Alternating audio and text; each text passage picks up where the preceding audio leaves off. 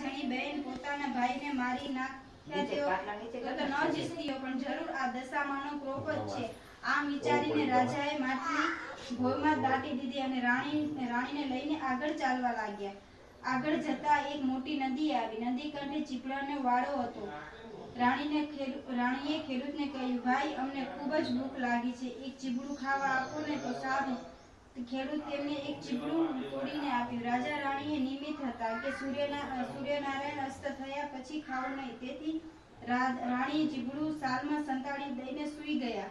એવામાં સૈનિકો આવ્યા. પાસેના ગામના રાજાના કુંવરે રિસાઈને મોસાળી નાસી ગયો હતો, તેથી સૈનિકો એને શોધતા અહીં આવી ચડ્યા. તેને રાણીના સાલમાં કંઈક સંતાડેલું જોઈને બહેન બોલ્યા, બહેન, તમારા સાલમાં શું છે? ભાઈ, આ તો ચીબડું છે. સૈનિકો તો બહાર કાઢીને બતાવવાનું કહી. રાણી તો સાલમાં ચીબડું બહાર કાઢ્યું, પણ દશામાની ક્રોપે તે ચીબડું કુંવરનું માથું થઈ ગયું.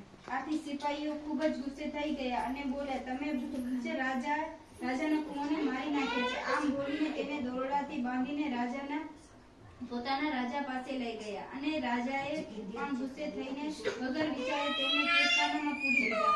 આમ રાજા રાણી જેલમાં દુઃખના દિવસો પસાર કરવા લાગ્યા. સમય જતા વાર નથી લાગતી. એવામાં અષાઢ મહિનો આવ્યો અને દિવસોના દિવસ આવ્યા. રાણીએ થયું કે રાજા દશામાનું અપમાન કરે છે, તેથી અમારી દશા આવી થઈ છે. એટલે રાણીએ કારાવાસમાં દશામાનું વ્રત કરવાનું શરૂ કર્યું. તેણે 10 દિવસ સુધી નકોરા ઉપવાસ કર્યા અને 10મે દિવસે માટીની સાંઢી બનાવી, પૂજા કરી અને માની સ્તુતિ કરી. રાણીની ભક્તિ જોઈને દશામાં તેના ઉપર પ્રસન્ન થયા. આથી તેને નગરમાં રાજાના સપને આવીને બોલ્યા, હે રાજન, તે રાજા રાણીને વગર વાંકે કારાવાસમાં પૂર્યા છે, તો તેમને છોડી દે. તારો કુંવર સવારે ઘેર આવી જશે. સવાર થતા રાજાએ ઉઠીને જોયું તો કુંવર ઘેર આવી ગયો.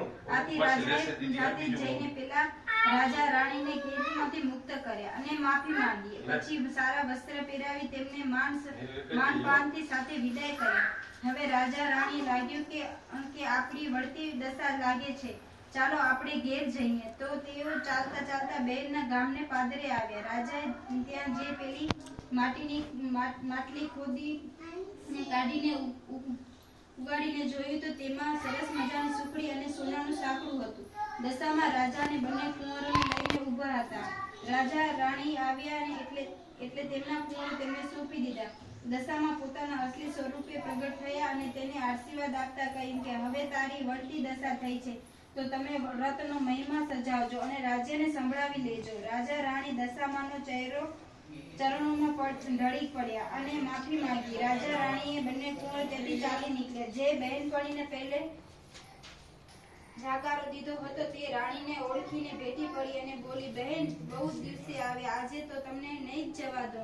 રાણી કહ્યું, મારી દશા કઠણ હતી ત્યારે કટકો રોટલોય ન આપ્યો, તેથી હવે અમે અહીં નહીં રહીએ. આમ કહીને ત્યાંથી ચાલી નીકળ્યા. ત્યાંથી ચાલતા ચાલતા ગામના પાદરે આવેલી વાડીમાં આવ્યા અને સુકાયેલી વાડી તેમના આવવાથી લીલીછમ થઈ ગઈ. ગામમાં સમાચાર પહોંચે કે રાજા રાણી દુઃખ વેઠીને પાછા આવે છે. ગામના લોકો વાસ્તે ને ગાસ્તે સામયું કર્યું, તેમને તેડી લાવ્યા. તેમના રાજ્યમાં પહેલા જેવું સુખ થઈ ગયું.